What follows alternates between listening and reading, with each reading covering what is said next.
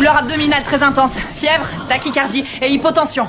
L'abdomen est distendu et sensible. Elle est déshydratée. Retard du remplissage capillaire. La fréquence respiratoire est très rapide. La peau est froide et cyanosée. Elle fait un choc septique. Faut du sérum phi, remplissage vasculaire. Antibio à large spectre et sonde nasogastrique pour soulager l'abdomen. On a placé une sonde rectale et une SNG pour le décompresser. Maman, on peut rentrer à la maison? Pas encore, mon poussin. Ce serait bien. Avez-vous eu la maladie de Crohn ou une rectocolite hémorragique? Non, j'ai enchaîné les infections urinaires ces temps-ci. Il y a peu de chances que ça ait un lien. Une diverticulite? Des voyages à l'étranger récemment? J'ai une enfant de 3 ans et pas de mari. On va vous garder sous antibiotiques et surveiller la distension. En attendant que ça aille mieux, est-ce que quelqu'un peut garder Marla? Non, personne. Je vais contacter l'assistance sociale pour qu'on s'occupe d'elle. Merci.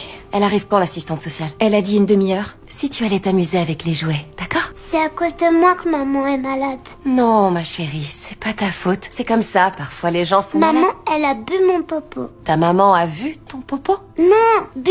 Maman a bu. J'ai pas bu ses selles. J'ai fait une transplantation de microbiote fécal. Vous n'avez pas jugé utile d'en parler? Dans la vidéo, la femme disait qu'il n'y avait absolument aucun risque. La souche d'E. coli résistante aux antibiotiques peut aller se nicher dans l'intestin et repeupler le microbiome intestinal par une TMF a déjà fonctionné avec succès. Oui, bien sûr, à l'hôpital et dans un environnement stérile. Bon, emmenez-la au bloc. La dilatation et la sensibilité abdominale indiquent une perforation. Et analysez les selles de Marla. Recherchez s'il y a des toxines et des bactéries.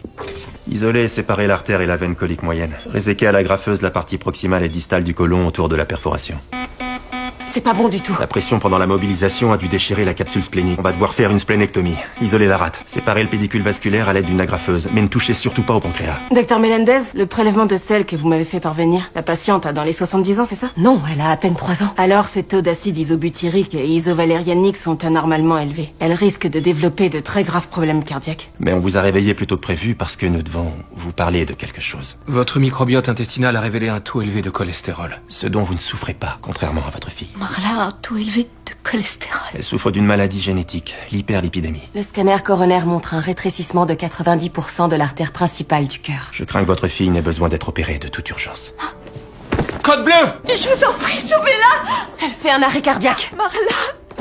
Atteinte sévère de l'IVA proximale, l'occlusion est presque totale. L'angioplastie ne guérira pas la sténose, et c'est trop risqué pour une enfant de son âge. Il faut anastomoser son IVA gauche à son artère coronaire. En général, on ne permet pas aux patients de partager une chambre, mais elle est complètement sortie d'affaire. Quand elle aura récupéré, on la mettra sous statine, sous ézétimib, et on lui fera une aphérèse des lipides. C'est un peu comme une dialyse, mais ça sert à extraire le LDL de son système sanguin. Son taux de cholestérol devrait revenir à la normale. Elle aura besoin de tout ça, de ce traitement jusqu'à la fin de sa vie. Oui, mais elle pourra avoir une longue vie. Je sais pas comment vous remercier.